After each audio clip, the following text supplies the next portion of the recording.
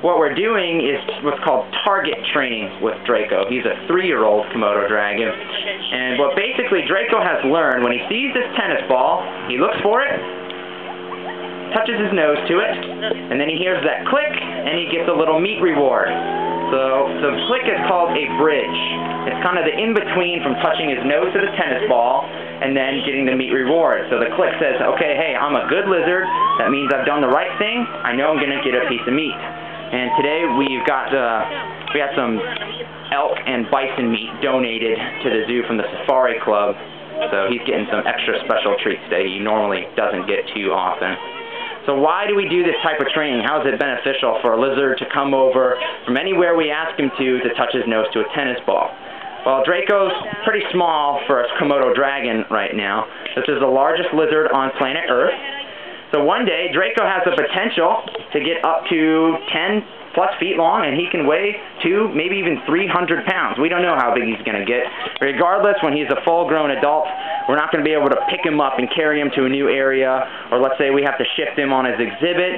It's a lot easier than having to mess with the lizard to try and shove him in a crate or tranquilize him or anything like that, when all Mark's going to have to do is wave a tennis ball on a stick, and he comes. And it's as simple as that. So it's very simple but beneficial training. It really works out. And someone joked actually yesterday or the other day when they saw Mark training, and they said, well, I guess you wouldn't be able to take a lizard to a tennis match, would you?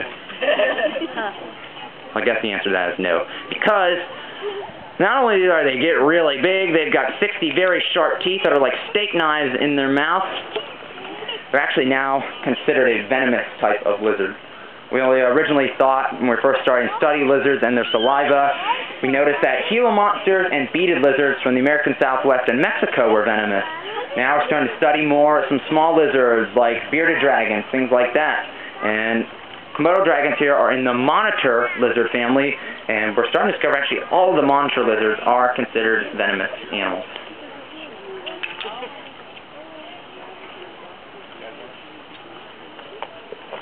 And if you just saw our non-venomous snakes a minute ago, people, they wonder where snakes came from. Monitored lizards, just like you see Draco here. Some of the monitor lizards, they lost their legs, they lost their external ears, and they became snakes. So it's pretty cool. Because you notice him flicking his tongue out right now? If he were a wild Komodo dragon, he'd be able to smell a dead carcass from 5 miles away or more. But his tongue flicking out just like a snake does, real exceptional sense of taste as well.